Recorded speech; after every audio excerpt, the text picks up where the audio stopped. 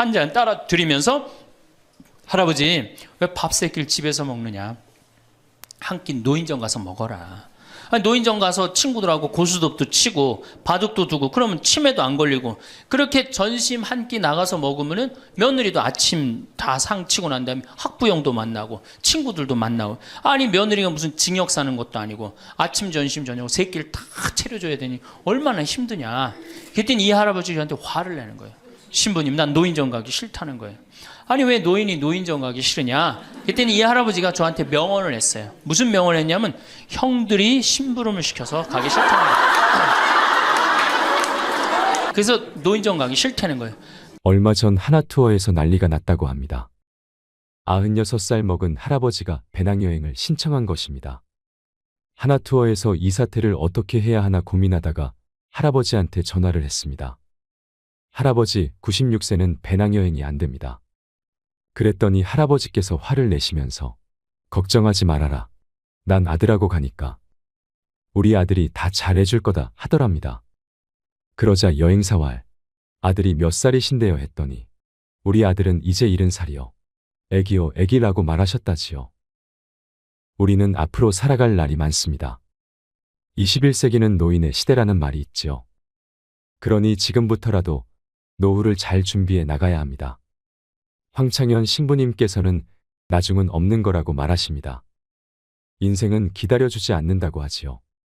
나중에 언제 쓰려면 언제 써. 지금 써야 돼 라고 말하십니다. 황창현 신부님한테는 마지막 죽음을 앞둔 분들, 많은 암 환자들이 찾아온다고 하는데요. 그런데 90대는 찾아오지 않고 대개 60대 신분들, 50대 후반분들이 많이 찾아온다고 합니다. 그럼 이분들이 이런 얘기를 한다고 합니다. 신부님 저 30년 동안 토요일 일요일도 없이 휴가도 없이 뒤도 안 돌아보고 앞만 보고 살아왔습니다.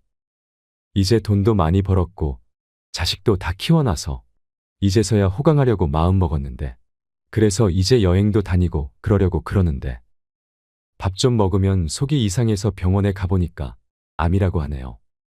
몸에 다 퍼졌는데 3개월밖에 안 남았답니다.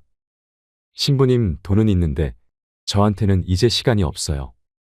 3개월밖에 안 남았대요 했답니다. 그런데 이런 분이 한둘이 아니라는 겁니다. 그래서 그분들이 마지막으로 하는 얘기가 뭐냐 하면 젊었을 때 그럴 수 있었는데 젊었을 때 여행 다닐 수 있었고 젊었을 때 좋은 일 할 수 있었고 젊었을 때 쉴 수 있었는데 왜 나한테 그렇게 가혹하게 했는지 모르겠다고 그렇게 바보같이 살다가 결국 암으로 세상을 떠난다고 그러면서 신부님 강론이 그전에는 구구절절이 안 들어왔는데 암에 걸려보니까 왜 신부님이 갈비 먹고 싶으면 지금 사 먹으라고 얘기하는지 이제 알 것 같다고 말하며 눈물을 흘렸다고 합니다. 그런 분들에게는 더 이상 시간이 없습니다. 그래서 인생은 기다려주지 않는다고 하나 봅니다. 노후의 후회로 눈물을 흘리는 분들을 보면서 우리는 참 많은 걸 깨달을 수 있습니다. 이 영상을 보고 계신 여러분들도 내게 주어진 매일의 시간을 오늘이 내일 같고 내일이 오늘 같고 무료하게 그렇게 허비하면서 살지 않으셨으면 좋겠습니다. 오늘을 뜨겁게 사세요. 오늘을 행복하게 사세요. 황창현 신부님의 행복 특강을 통해 인생의 지혜, 노년의 지혜를 찾는 시간이 되시길 바랍니다. 영상이 마음에 드신다면 구독과 좋아요 부탁드리겠습니다. 그리고 내 곁에 소중한 이들에게 이 영상을 공유해 주세요. 21세기는 여성의 시대입니다.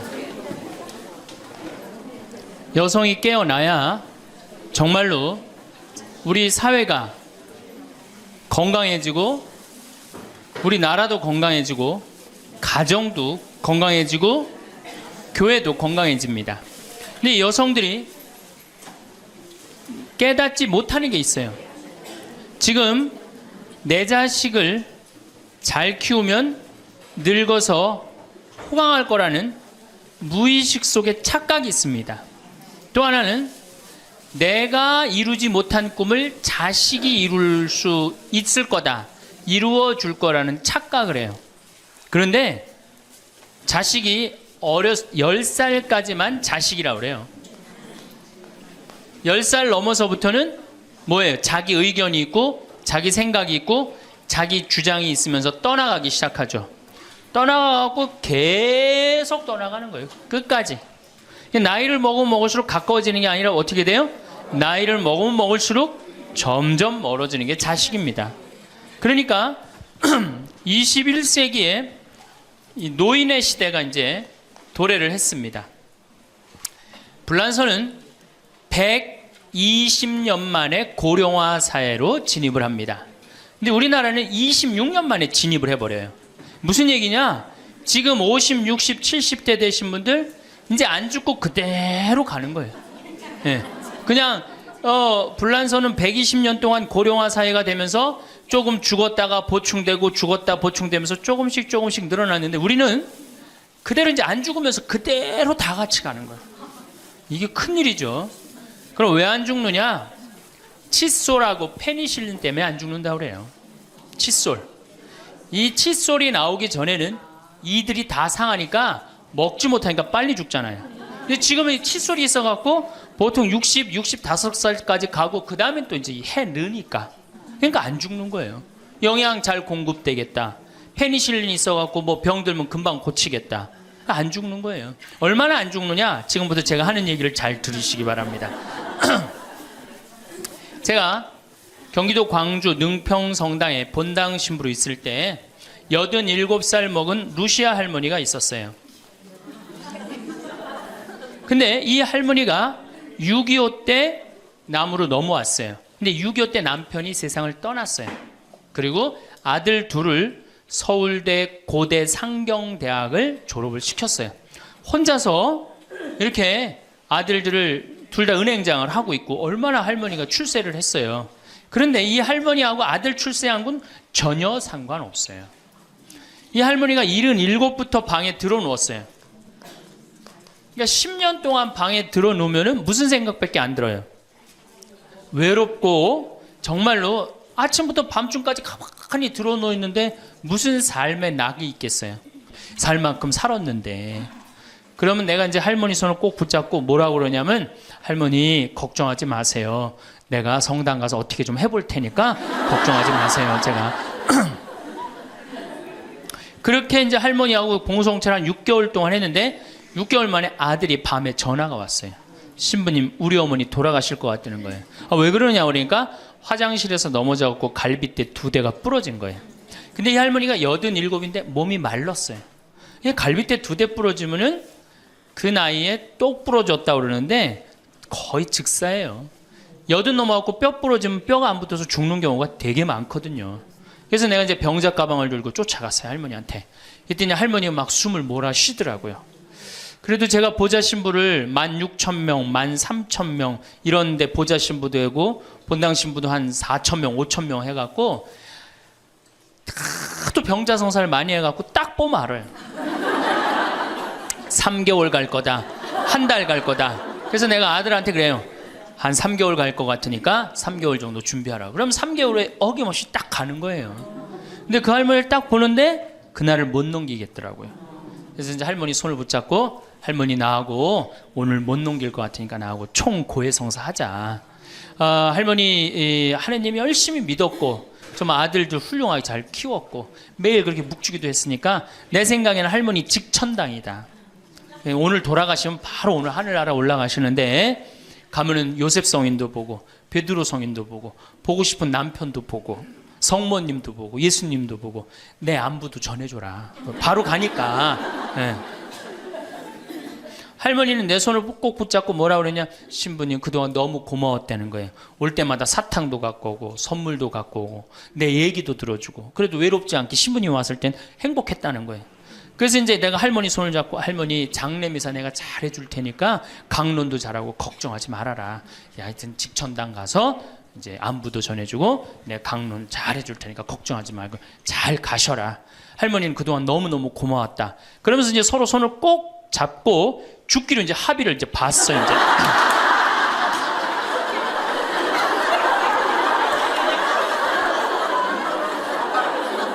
그래갖고 이제 본당에 와갖고 연령회장한테 연락을 했어요. 우리 그 루시아 할머니 돌아가실 것 같으니까 빨리 가서 임종경 해라. 그 사무장한테는 내가 이제 내일 아무래도 장례가 나을 것 같으니까 장례 준비를 해라.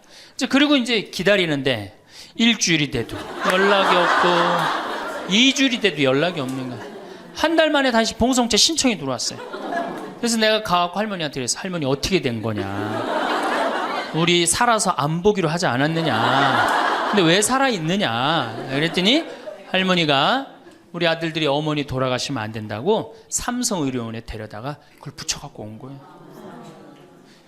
그래서 그때 이제 할머니가 이제 방에 누워갖고 그전에는 화장실이라도 다녔는데 이제는 이게 부러졌으니까 2년 동안 화장 못 가고 오줌똥을 며느리가 받아냈어요. 그 며느리도 참 착한 며느리죠. 90살이 됐어요. 이런 부활 때 돼갖고 내가 이제 봉송채를 나갔는데 할머니가 일어나서 나온 거예요. 날 마중을 나왔어요.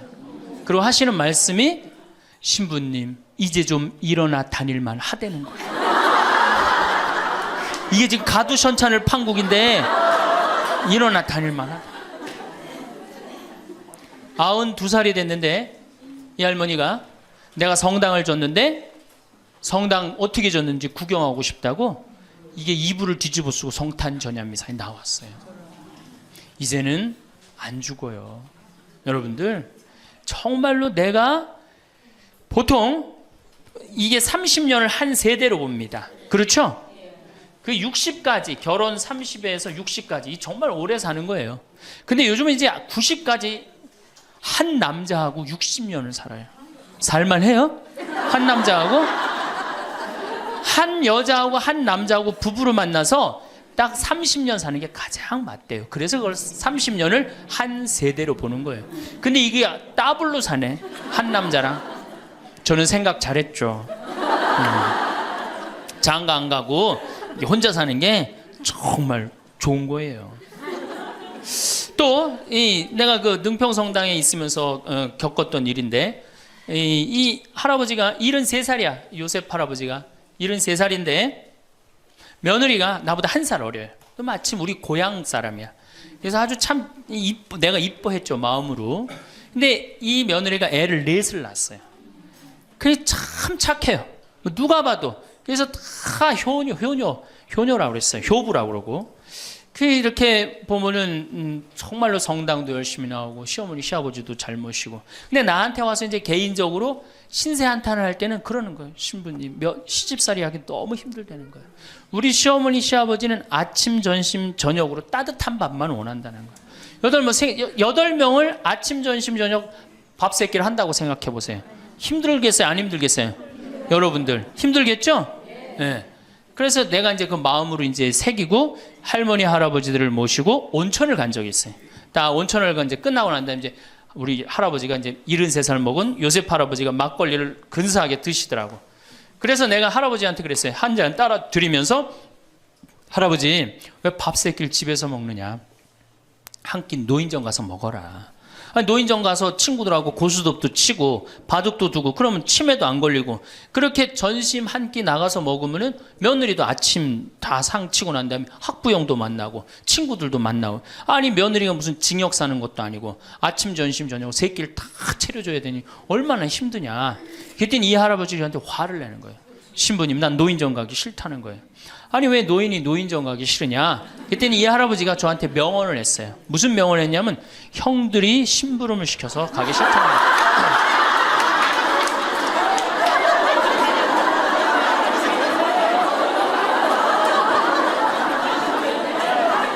아니 무슨 73세 형들이 심부름을 시키냐. 그랬더니 아 신부님 모르는 소리 하지 마세요. 자기가 딱 나타나면은 술 받아와라 라면 끓여라 그런다는 거예요. 그래서 노인정 가기 싫다는 거예요. 제가 그때 너무 충격을 받아갖고 벌써 5년 전 얘기예요. 수원에 있는 아버지한테 가서 물어봤어요. 아버지 노인정 가세요. 그때 아버님이 73이셨어요. 아버님 노인정 가세요 안 가세요? 그랬더니 안 간다고 화를 내시더라고. 아니 왜 노인정 집에는 우리 어머니 아버지만 살고 자식들은 한 1km 반경에 떨어져서 살거든요. 아, 왜 안 가시냐고. 그랬더니 우리 아버님 하시는 말씀이 형들이 청소시켜서 가기 싫다.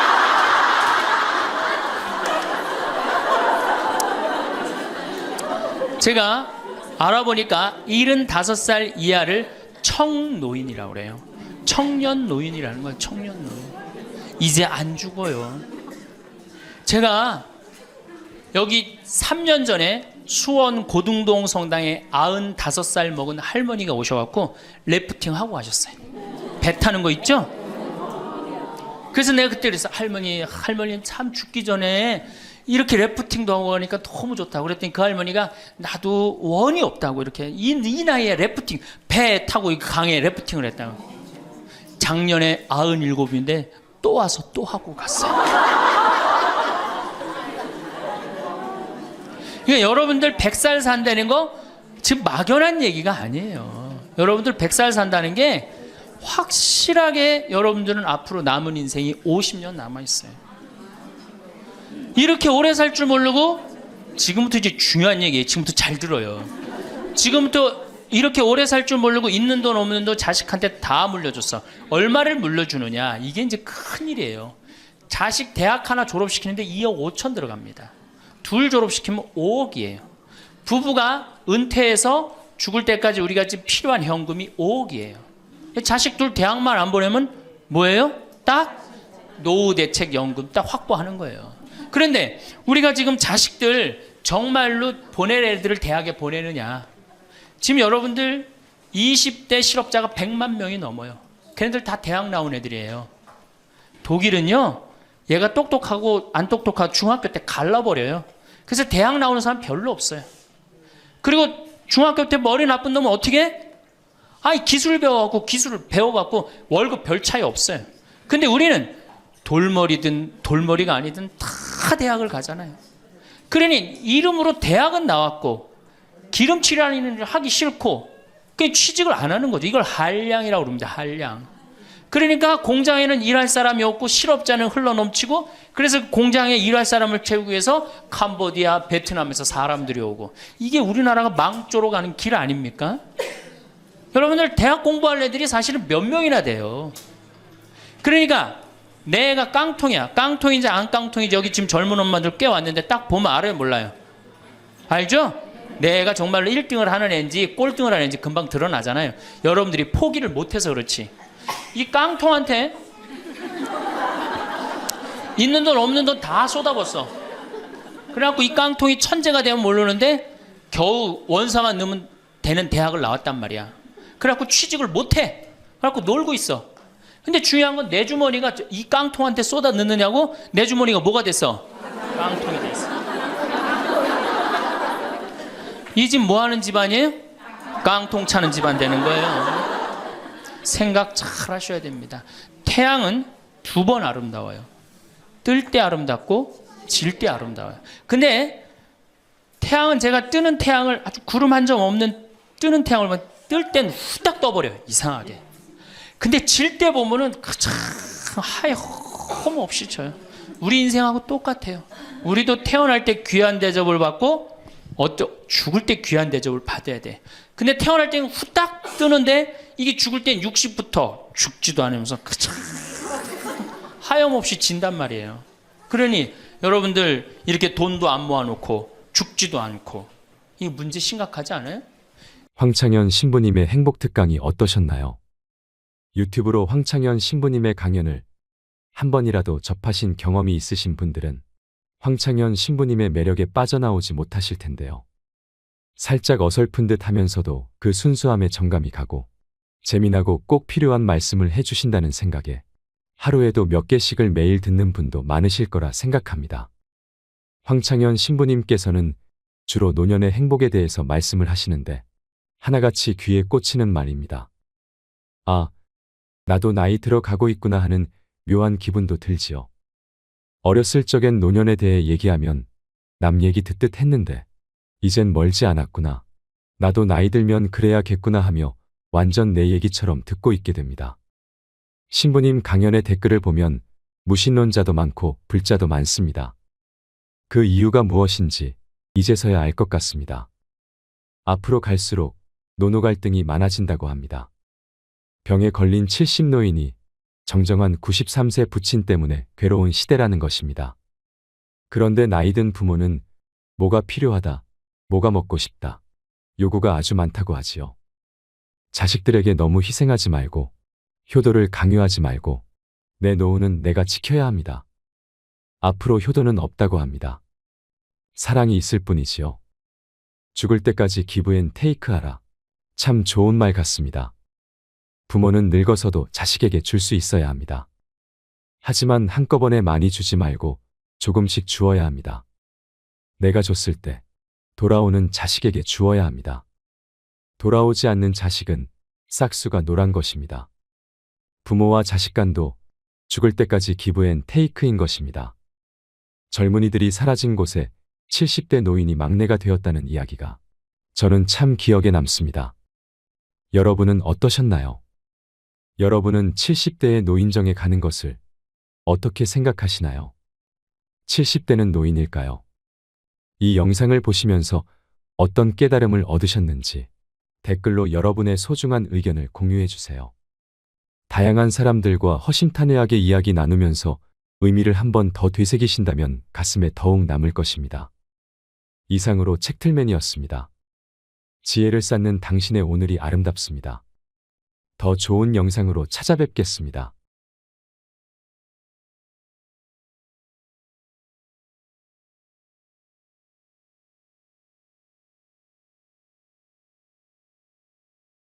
우리나라 남자들은 부인을 위한 이벤트를 할 줄 몰라요. 그러니까 이게 어떻게 있느냐면 가을 젖은 낙엽 땅바닥에 붙어 있듯이 쫙 부인한테 붙어 있으면서 밥 새끼 따박따박 그냥 받아 먹고 끝난단 말이야. 설거지를 하기라나 뭘 하기라나. 그러니 미치는 거죠. 설거지를 하기라나 뭐 사랑한다고 말을 하기라나 뽀뽀를 해주기라나 그냥 소리나 뻑뻑 지르고 침부림이나 시키고. 나이 먹어갖고 돈이 없으면 자신이 없어져요. 자신이 없어져요. 여러분들 지금 자식들이 부모한테 용돈 얼마 주는 줄 아세요? 1년에 100만 원 줘요. 그 나누면 8만 원이에요. 8만 원. 그걸 받으려고 있는 돈 없는 돈 대동아 전쟁부터 고생해가면서 그렇게 키워요. 이제는 부모 자식지간의 효의 개념은 끝났어요. 효는 끝났다고 그래요. 평균 수명 100세 시대가 다가왔습니다. 사람들은 대부분 20대에 공부하고 30대에 결혼해서 50살까지 자식을 키우고 60대까지 세운 인생 설계를 전부라고 생각합니다. 그 후 40년 동안 인생 설계가 돼 있는 사람들이 얼마나 될까요? 노년은 인생의 휴가를 받은 것과 마찬가지입니다. 살아가야 할 날들이 몇 년 남았는가 깊이 생각해 볼 필요가 있습니다. 나이를 먹으면서 가장 큰 문제는 외로움입니다. 우리나라 노인 자살률은 OECD 국가 중 1위로 일본보다 2배가 높습니다. 1996년 당시 노인 10만 명당 28명에 해당했던 자살 인구가 2006년 10만 명당 50명이 훌쩍 넘었습니다. 노년처럼 축복받은 삶이 어디 있을까요? 오래 사는 것은 큰 축복입니다. 축복의 시간을 행복하게 살아야 합니다. 하지만 사람들은 노년기에는 잃어버리는 게 많다고 생각합니다. 물론 나이를 먹을수록 더 많은 슬픔을 견뎌야 하고 더 많은 것을 잃습니다. 상실은 노년의 가장 두드러진 단면입니다. 친구, 친척, 배우자, 심지어 자녀가 먼저 세상을 떠날지 모릅니다. 상실이란 단순히 죽음만을 뜻하지 않습니다. 삶의 모든 측면이 상실에 영향을 받는 듯합니다. 사회적, 경제적인 것 외에도 눈이 침침해지는 것과 같은 육체적 상실은 독서나 운전처럼 즐거움을 주었던 활동을 어렵게 만듭니다. 상실을 경험한 사람들은 다른 사람과 나눌 수 있어야 합니다. 황창현 신부님께서는 외로움과 상실로 힘든 노년기에는 가장 중요한 존재가 친구라고 합니다. 노년기에 가장 좋은 것은 살던 곳에서 친구들과 함께 살다 죽는 것이라고 하지요. 우리나라의 교육제도는 초등학교 6년, 중고등학교 6년, 대학 4년까지 배우고 그 이후에는 교육과정이 없습니다. 어린 시절 배운 지식으로 평생을 살아갑니다. 하지만 100살까지 풍요롭게 살려면 끊임없이 공부해야 합니다. 재산관리, 건강관리를 비롯해 그동안 살아온 재능을 노후 생활에 어떻게 활용할 것인지 배우는 교육의 장이 마련돼야 합니다. 친구들과 활기찬 노년을 보낼 수 있는 노인대학이 많아져야 합니다. 자식들과 가까이 살면 살수록 오히려 깊은 갈등이 생길 수 있습니다. 자식에 대한 기대는 원망을 키울 뿐입니다. 내가 어떻게 키운 자식인데 하는 생각으로 섭섭한 마음이 커지지요. 하지만 처지를 바꿔놓고 보면 부모는 자식 키우는 재미에 빠져 자녀를 길렀지만 자식은 부모가 죽어가는 것을 보는 것입니다. 몸이 아프고 고통스러워하는 모습을 지켜보는 일은 슬픕니다. 자식들에게 의지하는 것보다 부부가 스스로 행복한 노후를 보내는 것이 더 화목한 가정을 만들 수 있습니다. 미국은 재산 보유 형태가 주택은 30%, 금융자산 70%지만 우리나라는 주택이 90%, 금융자산이 10%에 해당한다고 하는데요. 하지만 우리나라 노인들은 돈을 쓰기보다 집 한 채 잘 갖고 있다가 자식들에게 물려주려고 합니다. 황창현 신부님께서 강조하시는 것 중에 이런 말이 있습니다. 자식에게 재산을 물려주면 세 가지를 잃는다는 말입니다. 첫째는 자식, 둘째는 인생, 셋째는 재산을 잃어버린다는 것입니다. 그러니 오히려 그 재산을 관리하며 여생을 풍요롭게 보내는 것은 어떨까요? 오늘은 황창현 신부님의 행복 특강을 통해 나이를 먹으면 찾아오는 세 가지 고통이 무엇인지 듣겠습니다. 노년을 살아가는 지혜를 찾는 시간이 되시길 바랍니다. 영상이 마음에 드신다면 구독과 좋아요, 알림 설정 부탁드립니다. 이제 나이를 먹으면 세 가지가 이제 고통이 옵니다. 첫 번째, 몸이 아파요. 그렇죠? 60년, 70년 썼으면은 눈도 안 보이고, 귀도 안 들리고, 허리도 아프고, 그렇죠? 네, 아픈 데 많아요. 그러니까 자꾸 짜증을 부립니다. 짜증을 자꾸 부리고 신경질을 자꾸 부려요. 그러니까 할머니들이 나이를 먹으면 먹을수록 도사가 돼야 되는데 나이를 먹으면 먹을수록 점점 애가 돼가는 거예요. 그러니까 손자 손녀들이 맨날 할머니 보고 우리 할머니 맨날 신경질 부린다고. 생각해보세요. 머리 하얗지, 얼굴 쭈글쭈글해지, 이빨은 빠져갖고 여기도 쭈글쭈글해지. 웃어도 현찬을 판국에 거기서 막 신경질 부리고 짜증 부리면 어느 자식이 그걸 보면서 행복해하고 오랫동안 좋은 마음으로 모실 수 있어요. 그래서 저는 90살 넘은 장례미사, 90살 먹은 할머니 장례미사를 본당 신부가 해줬는데 며느리가 70이다. 그러면은 본당 신부는 장례미사 하자마자 바로 교황청에 연락해갖고 이 70 먹은 며느리, 90살까지 모시고 산 이 며느리 바로 교황청에 연락해서 시성식 해줘야 돼. 이 며느리. 본당 신부 꼭 할 일이에요. 기적심사 필요 없어요. 그냥 90살까지 모시고 산 것만 해도 뭐예요? 기적이에요, 기적. 안 버리고. 제가 어저께 식사하면서 잠깐 그런 얘기 들었는데 필리핀에 자식이 집 팔고 들어오면은 모시겠다고 그러는데 버린 자식이 있었다며요. 그리고 또 뭐 캐나다에 며칠 전에 또 어디에서 나왔다고 그러더라고. 자식이 그렇게. 여러분들 그게요 남 얘기 아니에요. 여기 노인대학 많이 온다고 그러죠. 제가 노인대학은 1박 2일을 합니다. 그럼 제가 이런 강의를 끝나면 절 찾아오는 할머니들이 참 많아요. 신부님 내 얘기입니다. 그러면서 쫙 얘기하면 어떤 자식까지 있느냐면 생활 그 보조금 나오는 것까지 뺏어가는 자식들이 있어요. 여러분들 얘기야 무슨 아이고 여러분들 지금 자식 걱정할 때가 아니에요. 자, 몸이 아프면은 이제 이가 이제 문제가 생겨요. 그렇죠? 치과에를 갑니다. 치과에를 갔더니 의사 선생님이 하시는 말씀이 할머니 틀니로 하려면 300만 원, 걸으려면 500만 원, 임플란트로 하려면 3천만 원입니다. 이 돈 있어요, 없어요? 없습니다. 그러니까 추석 전에 아들한테 전화를 합니다. 한 달 전에 얘야 내가 요새 이가 아파갖고 소화도 안 되고 골도 아프고 잠도 안 온다. 그럼 아들놈이 딱 알아들어야 돼요. 우리 어머니 이가 없어서 나한테 이해해달라나 보다. 이렇게 알아들어야 되는데 지금 40대, 50대, 30대 된 자식들 중에 자기 어머니, 늙은 노모, 노부, 어금니 몇 개 빠진 거 아는 사람 얼마나 있어요? 없어요. 열어보지 않는 한 얼마나 알아요? 여러분들 지금 우리 엄마, 아버지 어금니 정확하게 몇 개 빠진 거 아는 분들 몇 분이나 계세요? 없어요. 얼마 전에 한 분이 손 들고 나는 안다고 그러더라고. 어떻게 하냐고 그러니까 몽창 빠져갖고 하나도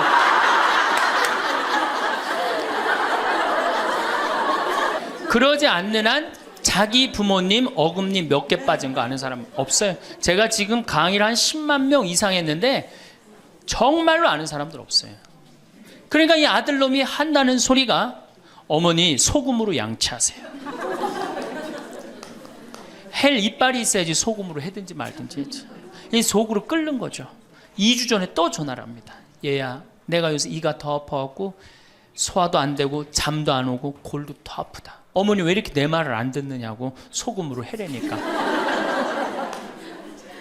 그리고 이제 아들이 추석날 와갖고 용돈을 주고 왔는데 딱 10만 원을 주고 갔다. 그러면은 이때부터 미치는 거예요. 이때부터 속이 끓기 시작하는 거예요. 젊었을 때는 자식 키우는 재미로, 보는 재미로 그렇게 했는데 지금은 이제 내 몸 하나도 이제 건사하기 힘들고 죽지도 않으니까 막 속이 막 미치는 거예요. 어디 가서 얘기하고 싶은데 창피해요, 안 창피해요? 창피합니다. 그러니까 이제 누굴 찾아오냐면 이제 본당 신부를 찾아옵니다. 저를 이제 찾아오는 거죠. 신부님, 내 말 좀 한번 들어보세요.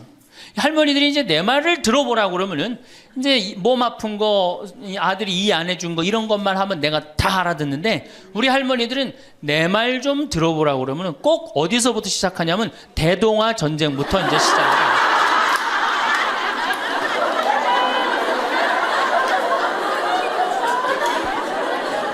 이래야지 이제 속이 풀리는 거예요. 내가 신부님 대동아 전쟁에 시집 와갖고 시집살이 한 얘기, 정말 고생한 얘기. 그래서 신부님 이제 해방이 됐어요. 해방이 돼갖고 좀 살만한가 했더니 글쎄 6.25가 터지지 않았어요. 6.25 아직 이빨 얘기 나오려면 멀었어요. 이제 6.25 그리고 이제 53년부터 참 우리 지금 70대 80대 되는 할머니 할아버지들한테 잘해야 돼요. 53년부터 62년까지 똥구멍이 찢어지게 가난하게 고생한 얘기 합니다. 전 정말 몰랐어요. 똥구멍이 찢어지게 가난하다는 얘기를 참 많이 들었는데 그래서 할머니한테 한번 물어봤어요. 할머니, 똥구멍이 찢어진 게 뭐예요? 신부님, 말도 마십시오. 6.25 전쟁 때 여러분 2차 세계대전에 쏟아놓은 폭탄을 그거 남은 폭탄 다 우리나라에 다 쏟아붓어요. 그러니 전쟁 끝나고 뭐가 있어요? 전부 다 폐허가 돼갖고 아무것도 없죠. 가을에 우리나라가 한 85% 이상이 소장농이에요. 겨우 자기 해 먹을 거 그것밖에 안 됐어요. 전쟁 끝나고 9월에 이제 추수를 합니다. 9월에 추수를 하면 먹을 게 언제 떨어져요? 2월에 떨어져요. 그럼 보리는 언제 펴요? 5월에. 여러분도 오시면서 보리밭 보셨어요? 보리밭 이렇게 있는 거. 5월에 이제 보리가 피면은 2, 3, 4, 5월을 견뎌야 되는데 먹을 게 있어요? 없죠. 그러니까 산에 풀뿌리 캐서 먹고 나물 캐서 먹고 그것도 모자라면 이제 뭐를 캐서 먹느냐면 소나무 껍질 안에 하얀 속살 그거를 이제 벗긴다 그래요. 그걸 벗겨갖고 말린다 그래요. 말려갖고 그걸 간대요. 할머니들 옛날 할머니들 생각나시죠? 그걸 갈아갖고 국에 넣어서 먹으면 국이 빨간데 국을 먹으면 배가 부르대. 또 거기다 밥을 해서 먹어도 배가 그렇게 부르대. 옛날엔 배가 고파 죽겠는데 배 부르면 최고 아니에요. 배는 이제 먹었는데 이제 배는 부르는데 문제는 이게 섬유질이 엄청나게 강한 거예요. 이게 야채나 뭐 채소나 과일의 섬유질하고 틀리대요. 그래갖고 이제 이게 들어가면 소화가 안 되고 딱딱하게 굳는 거예요. 수분이 빠지고. 대장에 가면 이제 딱딱한 돌덩어리로 굳는 거예요. 그 딱딱한 돌덩어리로 굳은 걸 빼내려고 그러니 똥구멍이 찢어지는 거죠. 신부님, 똥구멍이 찢어지게 가난하게 고생한 얘기. 그리고 이제 내가 자식들을 이제 내 자식만은 고생을 시키지 않으려고 정말 내가 먹고 싶은 거, 쓰고 싶은 거, 다니고 싶은 거 안 하고 논 팔고 소 팔고 정말로 고생해서 내 자식을 키워놨는데 내가 늙어서 이해해달라고 그러는데 아니 이 10만 원을 갖다 줬습니다. 신부님 억울해서 못 살겠다. 분해서 못 살겠다. 그 얘기를 해요. 이 얘기가 사실 남 얘기가 아니에요. 제 얘기예요. 제 얘기. 제가 아버님 70살 때 종합검진을 해드렸어요. 종합검진을 이렇게 해드렸는데 깜짝 놀랐어요. 결과를 보고 어금니가 하나도 없으신 거예요. 어금니가 하나도 없어. 그러니까 아버지 제가 맨날 이렇게 갈비집에 가서 갈비 사드릴 때 뭘로 드셨느냐고 그랬더니 아들 신부가 사주는 거라 앞니로 그냥 대충 씹어갖고 삼켰다는 거예요. 정말 기가 막히죠. 내가 전국에 다니면서 강의를 이렇게 했는데 내 아버지 입 빠진 건 모르고 참 창피하더라고요. 그래서 마침 내가 이제 치과 의사 하나를 세례를 줬어요. 그래서 불렀어요. 내가 너 세례를 줬는데 내가 네 세례를 주면 내가 네 영적인 아버지다. 근데 우리 육적인 아버지가 이가 하나도 없다. 돈은 내가 요것밖에 없으니까 네가 아버지다 생각하고 완벽하게 해놔라. 뭐 가장 정성을 들여서 해놔라. 내가 뭐 그 병원도 축성도 해주고 다 해줬으니까. 그래갖고 정말 아버지 하듯이 아버지라고 그래라 그냥. 그래 아버지 하듯이 거의 1년 동안 매주일 공사를 한 거죠. 그래갖고 완벽하게 해드렸어요. 그 다음부터 이제 갈비집에 가도 이제 심지까지 뜯어 드시고, 그 다음부터 이제 지리산 꼭대기까지 뛰어 올라갔다 뛰어내렸다. 두 번째, 친구가 없어요. 이거 아주 중요한 겁니다. 몸 아픈 거. 우리나라가 OECD 국가 중에 노인 자살률이 1위입니다. 누구보다 높아요? 일본보다 2배가 높아요. 일본은 고독사 하기로 유명한 나라예요. 늙어서 혼자 죽기로 유명한 나라예요. 근데 우리나라는 그 나라보다 자살률이 2배가 높아요. 왜? 경제적인 이유 때문에.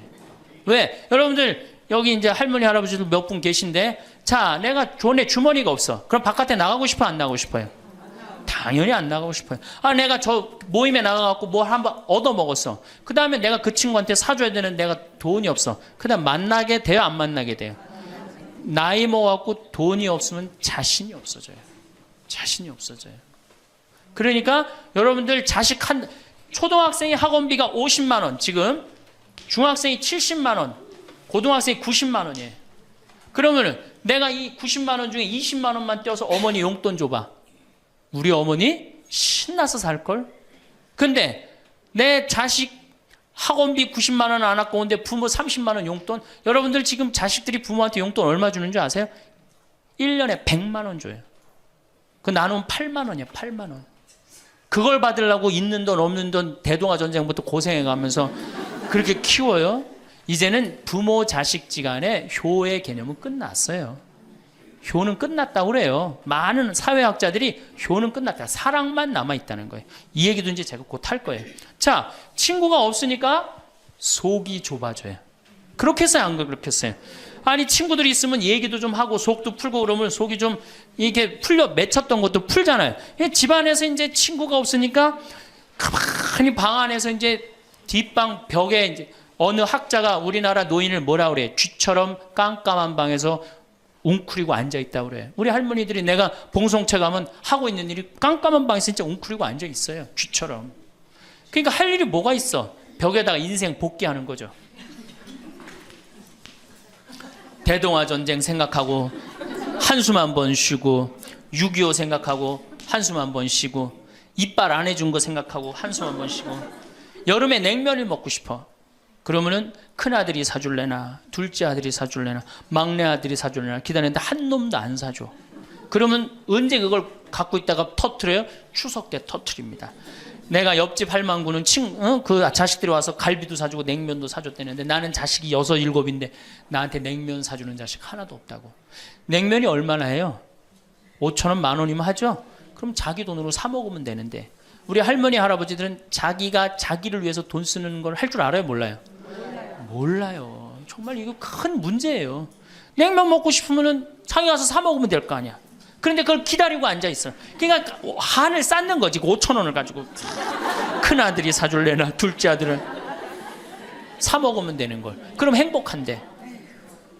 그래갖고 이제 냉면 못 얻어 먹은 거 아들이 이제 퇴근해 갖고 들어옵니다.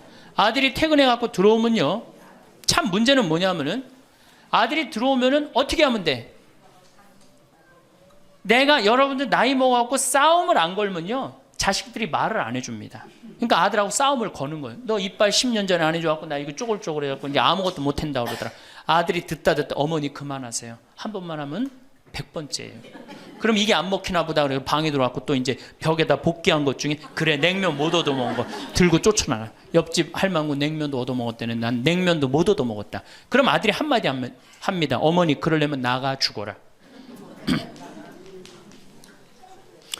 몸 아프죠? 친구 없죠? 뭐만 남으냐면 자존심만 남습니다.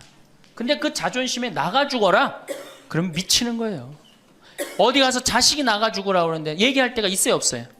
여러분들 나가 죽으라고 그러는 거 아들이 50%, 며느리가 16%, 딸이 14%, 그 다음에 늙은 부부가 서로 나가 죽으라고 20%. 나가 죽으라는 말 듣는 비율이 그렇대요. 그냥 어디 가서 얘기하긴 창피하고 또 이제 본당 신부를 또 찾아옵니다. 이제.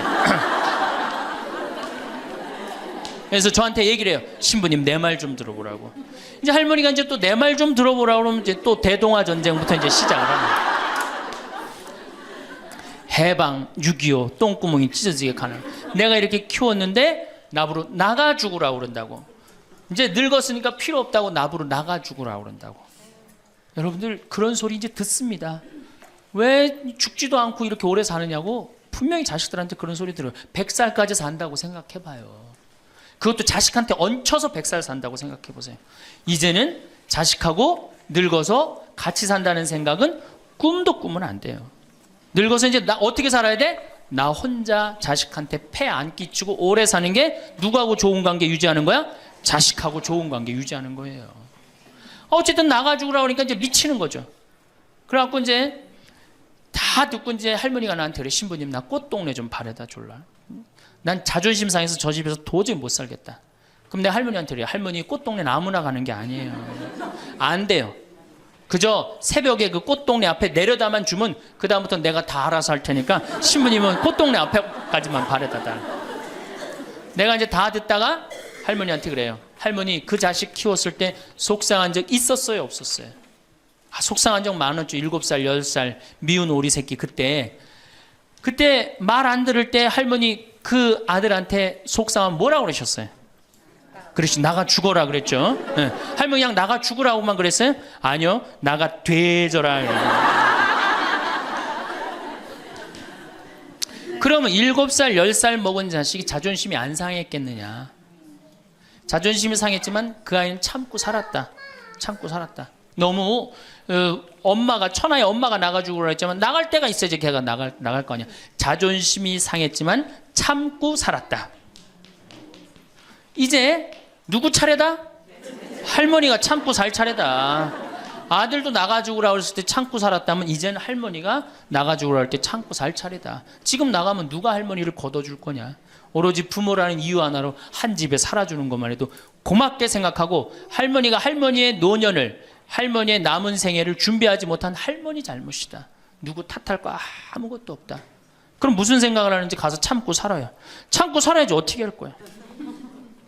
이제 안 죽으면서 진짜 문제가 발생합니다. 여기 뒤에 계신 분들 잘 들으세요. 우리나라는 안사람, 바깥사람 제도가 있어요. 그렇죠? 그래갖고 안사람은 안에서 애 놓다 죽었어요. 그렇죠? 애 키우다. 우리나라 지금도 변함없습니다. 안사람은 안에서 애 키우냐고 정신이 없어. 남편 신경 안 씁니다. 바깥사람 바깥에서 돈 벌다 죽었어요.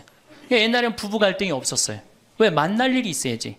안사람 안에서 애 놓다 죽고 바깥사람 바깥에서 돈 벌다 죽었으니까 만나야지 갈등이 생길 거 아니야. 서양은 20대만 나왔고 안 맞으면 30대 바꾸고 30대만 나왔고 안 맞으면 40대 바꾸고 40대만 나왔고 안 맞으면 50대 바꾼 부부가 애인같이 살아요. 근데 우리는 한 번도 맞춰본 적이 없어.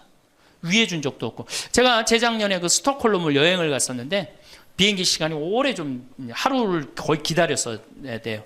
그래서 이제 저녁 비행기를 타려고 저녁 한 5시쯤에 라운지에서 이제 음식을 시켜서 먹고 있는데 내 앞에 60쯤 된 초로의 할아버지하고 초로의 할머니가 서로 끌어안고 뽀뽀를 하는데요. 이 남자가 이 이마 눈에다 뽀뽀 한번 하고 I love you 하니 하고 입에다 뽀뽀하고 I love you 하니 하고 목에다 뽀뽀 1시간 이렇게 쪽쪽 빨아요. 걔네들은 그렇게 살고 그렇게 살아야만이 살아요.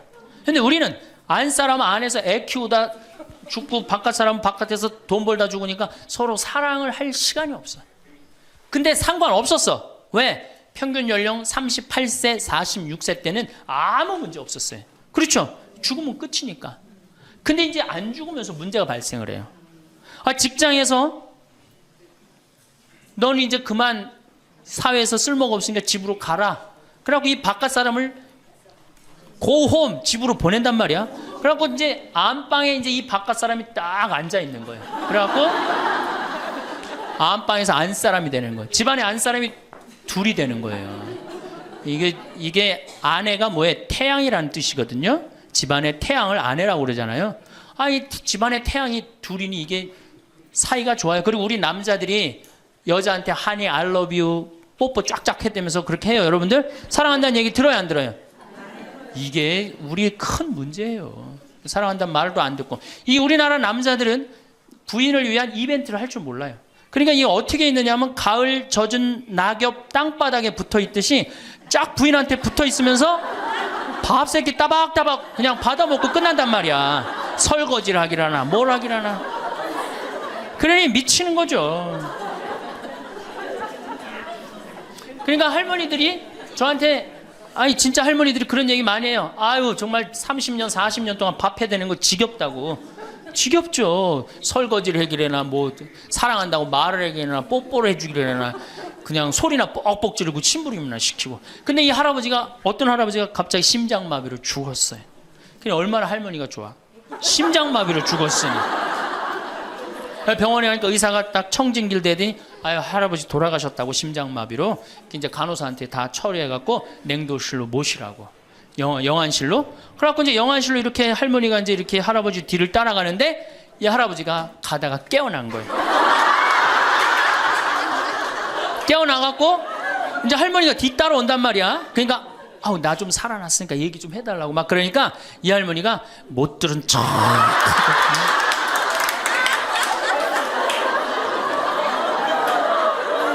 아 할아버지가 조금 있으면 완전히 이제 냉동고로 들어가게 생겼단 말이야. 말은 안 나오고 더 애절하게 나 좀 살아났으니까 얘기 좀 해달라고. 그러니까 이 할머니 하시는 말씀이 할아버지 다리를 치면서 이 양반아 의사가 죽었대는데 왜 이렇게 말이 많으냐고. 반대로 우리 여성들, 우리나라 이 여성 아내들이 남편한테 잘하느냐? 여러분들 남편한테 잘하세요? 여러분들 남편이 바깥에 나가면 왕 대접받는 남편이 얼마나 있을 것 같아요? 없습니다. 그럼 층층샷 나가면 섬기는 사람이에요. 굽신거려야 되는 사람이고. 근데 아침에 출근할 때 정말로 내 남편이 전쟁하러 나가는데 정말로 왕 대접하고 내보낸 부인이 얼마나 돼요? 이러지 않으면 다행이지. 머리 막 부시시 해갖고 막 사자 머리를 해갖고 머리 끝에는 밥풀 하나 딱 이렇게 붙여놓고 여보 다녀와. 퇴근을 했는데 아직도 그 부시시한 머리를 가지고 테레비를 보고 앉아있다. 어느 남자가 집에 들어오고 싶겠어요. 여기 평창에 대유라는 룸사롱이 오픈했어 작년에. 서울 아가씨 항시 30명 대기 이렇게. 그러면 여러분들 남편이 어디 가면은 왕대접 받아요.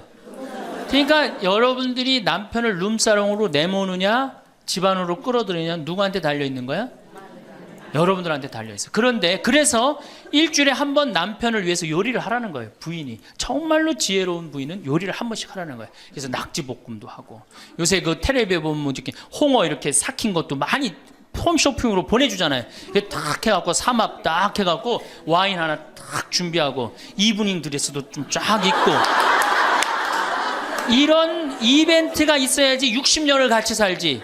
무슨 재미로 60년을 살아요. 이건 뭐 김치찌개 한번 해줬단 말이야. 부인이 저녁에 김치찌개 해줬는데 다음날 아침에 출근할 때 보니까 그거 졸여갖고 이제 또 내놨단 말이야.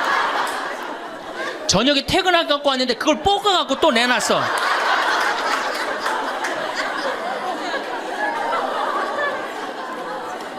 여러분들 자식한테 쏟는 거 반만 남편한테 해보세요. 여러분들 아마 얻고 살 거예요. 나이 먹어서 유일한 친구가 누굽니까? 남편이고 아내밖에 없어요. 제가 평택에서 본당 신부를 할 때 할머니 한 분이 남편이 평생 바람 피고 노름하고 술 먹고 나가서 딴살림했어요. 근데 이 할아버지가 늙어갖고 중풍이 걸린 거예요. 중풍이 걸려갖고 반신불수가 되고 집에 들어온 거예요. 그러니 이 할머니가 믿겠어요? 안 믿겠어요? 밉죠. 나만 보면은 빨리 죽었으면 좋겠다. 매일 입버릇처럼 했어요. 그러니까 이 할아버지가 또 말도 못하는 중풍이 이제 와갖고 고해성사를 이제 이렇게 할머니하고 할아버지하고 같이 들어와요. 그래갖고 이제 할머니가 이제 할아버지 잘못한 걸 다 나한테 얘기를 해줘요. 그러면은 할아버지가 그걸 받아들이면 되는데 안 받아들입니다. 할머니를 때리는 거예요. 내가 언제 그랬느냐. 그러니 난 내가 봐도 야, 저 할아버지 양심도 없구나. 그냥 젊었을 때 저러더니 늙어서 고해를 대신까지 해주는데 얼마나 고마워. 그런데도 그냥 그 할머니를 때리고 저렇게 구박을 하니 참 정말 빨리 죽었으면 좋겠다. 그런 생각을 했어요. 근데 그 할아버지가 돌아가셨어요. 마침 내가 있을 때. 그래서 내가 장례 미사를 해주고 할머니 손을 꼭 잡고 그랬어요. 할머니 이제 그동안 고생 많이 했으니까 이제 편안하게 집에 가서 이제 행복하게 쉬시라고 남은 여생. 그래갖고 이제 할머니를 보냈는데 그 밤 11시에 할머니가 전화를 했어요. 신부님 우리 집에 좀 와달라는 거예요. 한참 자는데. 왜 그러시냐고 그러니까 그 병상에 누워있던 남편이 없으니까 이 집이 그렇게 무섭고 쓸쓸하고 외롭고 허전하다는 거야. 지금 빨리 와서 기도를 해달라는 거야. 그래서 자다가 또 옷도 갈아입고 이제 내가 가고 그 할머니 이제 안수기도 해주고 이제 손잡고 기도해주고 오면서 늙어서 남편이 죽는다. 그날로 여러분들은 아무것도 아니에요. 완전히 홀로 되는 거예요. 그러니까 정말로 귀하게 지금 자식을 귀하게 해줘야 돼. 남편을 귀하게 해줘야 돼. 그러니까 오늘 당장 집에 가고 학원 끊어요. 학원 끊고 대학 다닌 자식 있으면 당장 휴학시키세요. 자, 맨 마지막으로 이제 돈이 없어. 이게 이제 제일 큰 문제죠. 그렇죠? 돈만 있으면 어때요? 해요? 자식하고 관계가 굉장히 좋습니다. 돈만 있으면. 어느 정도로 좋으냐? 작년에 내가 여기 우리 생태마을에 콩을 계약 재배를 했어요. 계약 재배를 했는데 1억 원어치 정도 콩을 샀어요. 그런데 제가 무슨 일이 좀 생겨갖고 돈이 없어졌어요. 있던 돈이. 그 돈이 이제 한 2달이나 3달 후에 나오는데 농민들은 빨리 돈을 달라는 거예요. 이 계약 재배해갖고 왜 안 주냐. 그래갖고 쩔쩔 매는데 꼭 요맘때예요. 우리 어머니가 딱 오시더니 아들이 막 쩔쩔 매고 사람들이 막 농민들이 왔다 갔다 하는 걸 보고 왜 그러시냐고 신부님. 그래서 내가 원래 계약 재배를 했는데 돈이 원래 한 2억이 들어오기로 했는데 그 돈이 안 들어왔고 내가 지금 못 줘서 지금 너무너무 당황스럽다고 그냥 그 얘기만 저는 했어요. 근데 어머니가 일주일 동안 있기로 하셨는데 그날 그냥 집에 가시더라고요. 우리 누나한테 가자 그랬더니 차로 가셨어요. 다음날 어머니가 전화를 하셨어요. 신부님 내가 그 돈 해서 보냈다는 거예요. 하루 만에 어머니가 그 엄청난 돈을 해서 보낸 거예요. 아들이 그냥 뭐 그런 거 고생하는 거 보기 싫은 거지. 그래갖고 그 돈을 해갖고 싹 일주일 만에 싹 정리했어요. 나는 어머니가 얼마나 고마운 줄 몰라요. 저는요 우리 어머니가요 안 죽었으면 좋겠어요.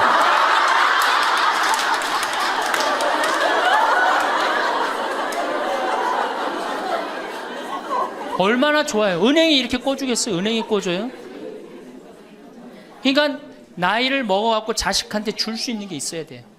근데 한꺼번에 다 주면 안 돼. 조금씩. 그리고 그 자식이 나한테 돌려주는 게 있는 자식한테 줘야지 줬는데 안 주는 자식은 싹수가 노란 거예요. 그래서 그 자식한테는 주지 말고 내가 줬는데 나한테 준다. 그럼 그 자식한테 계속 잘해주면. 그래서 저는 어머니하고 자식 지간이 기브 앤드 테이크야. 죽을 때까지 기브 앤드 테이크를 해야지 서로 행복한 거예요. 네. 그래서 우리 자식들은 용돈 많이 드립니다. 어머니 아버지한테. 우리 어머니 아버지 이렇게 한 1년에 받는 용돈을 가만히 들어보니까 한 연봉 한 2천만 원 정도 되더라고요. 2천만 원이면 괜찮잖아요. 그럼 그 돈 당신 위해서 씁니까? 또 누구한테 써요?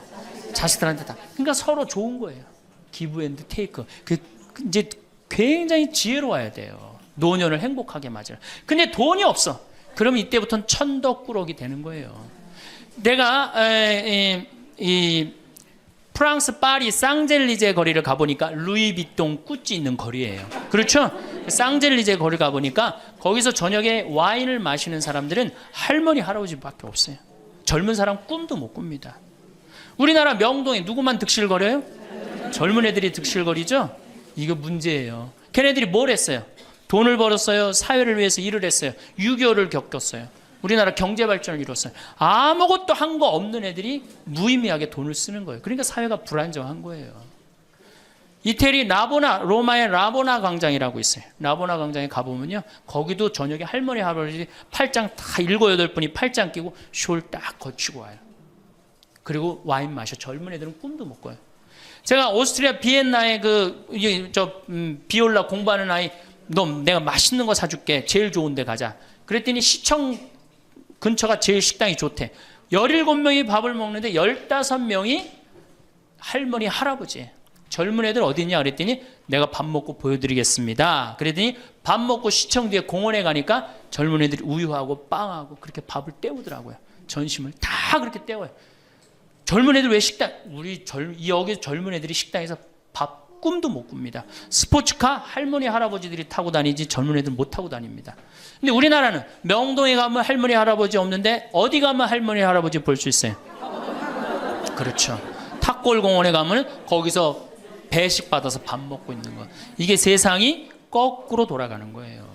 나무는 뿌리가 튼튼해야지 나무도 튼튼합니다. 그렇죠? 나무가 튼튼해야지 열매도 튼튼한 거예요. 우리 사회도 할머니, 할아버지들이 행복해야지 누가 행복할 수 있어? 내가 행복할 수 있어. 내가 행복해야지 누가 튼실해? 열매가 튼실한 열매가 나오는 거예요. 근데 지금 우리나라 사회는 뿌리가 썩어가고 있어요. 뿌리도 썩어가고 나무도 썩어가고 당연히 모두 썩어가요? 열매도 썩어가는 거예요. 지금 썩어가고 있어요. 자, 우리나라가 178개 국가 중에 행복지수가 102등이에요. 102등. 왜 102등이겠어요?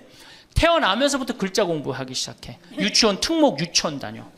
영어 배워. 중국어 배워. 일본어 배워. 초등학교 가서 이 학원 저 학원 시달려. 공부 못하면 완전히 나쁜 놈이야. 이 세상에서 정말 부모한테 불효자야. 중고등학교 그래서 딱 자괴감 느껴. 대학교 가서 또 취직해야 돼. 그냥 죽어라고 입사 시험 보는데 실업자가 100만 명, 20대가 넘어. 대학을 졸업해도 취직도 못해.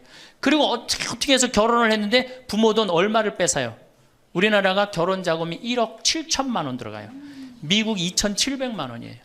그러니까 누구 돈 다 되는 거예요? 부모가 있는 돈 없는 돈 다 해주는 거. 미국은 안 해줍니다. 일본도 안 해줍니다. 일본의 부모가 어떤 부모가 훌륭한 부모예요? 결혼식 때 10만엔 부조하는 부모 훌륭해요. 100만 원 부조하는 부모가 훌륭한. 그 더 이상 안 해줘요. 근데 우리는 있는 거 없는 거 다 해줘. 그렇죠? 있는 거 없는 거 다 해줘. 근데 자식이 죽으면 딱 좋은데 죽지도 않고 그걸 받은 은혜를 알아 몰라요. 받은 놈들은 끝까지 모릅니다. 이 열매 벌써 썩었어요. 그러니까 결혼해서도 자식 키우느냐고 고생, 집 얻느냐고 고생, 늙어서도 제대로 노년을 행복하게 즐기지 못해. 여행도 못 다니고 뒷방에 웅크리고 있어. 애들 때도 괴롭고 결혼해서도 괴롭고 늙어서도 괴로워. 그러니까 행복지수가 몇 등이야? 102등이에요. 이게 다 누가 만들어내는 거예요? 여성이 깨어나야 되는 거예요. 여성이 깨어나야지 우리 사회가, 저는 이 세상에서 대한민국처럼 살기 좋은 나라 없다고 생각해요. 누가 뭐라도 대한민국이 세계에서 제일 살기 좋아요. 음식점에 가면 물 공짜로 주는 나라 어디밖에 없어요? 대한민국밖에 없어요. 다 사 먹어야 돼요. 이 환경 하나만 해도 기가 막힌 거예요. 더 기가 막힌 거 뭔지 아세요? 아니, 밥 먹었는데 커피도 공짜로 줘. 이게 정말 좋은 나라예요. 근데 왜 우리가 다 불행하다고 느끼느냐? 이 질서가 무너졌기 때문이에요. 여러분들은 노년에 행복한 노년을 가져야 돼. 그래서 제가 이제 다음 시간에는 어떻게 하면은 우리가 행복하게 살 수가 있느냐. 도대체 내가 성당을 나가는데 내가 도대체 행복이 뭔지 모르고 지금 살아간다는 문제가 있죠. 예수님이 뭐라고 그랬어요? 행복하여라. 그래서 다음 시간에는 행복에 대한 이야기를 하도록 하겠습니다. 감사합니다. 황창현 신부님의 강의가 어떠셨나요? 나이를 먹으면 3가지 고통이 찾아온다고 하는데요. 첫 번째는 몸이 아프고, 두 번째는 친구가 없고, 세 번째는 돈이 없다고 합니다. 이것을 반대로 말하면 건강을 관리하고, 친구를 잘 사귀거나 혼자서도 잘 사는 방법을 터득하고, 자식에게 다 주지 말고 노후 자금을 잘 관리하면 행복한 노후를 보낼 수 있다는 말도 될 수 있겠지요. 늙는다는 것은 그저 비참하고 슬픈 일일까요? 나이 들어서 행복이 뭔지도 모르고 살아간다면 그것만큼 불행한 것은 없을 것입니다. 그러니 지금부터라도 지혜로운 노후를 보내기 위한 준비를 해나가야 합니다. 나이 먹으면 찾아오는 3가지 고통을 어떻게 잘 해결해 나갈 것인지 생각해 보셨으면 좋겠습니다. 건강하고 외롭지 않고 부족함 없는 노년이 되시길 바랍니다. 이상으로 책틀맨이었습니다. 지혜를 쌓는 당신의 오늘이 아름답습니다. 더 좋은 영상으로 찾아뵙겠습니다.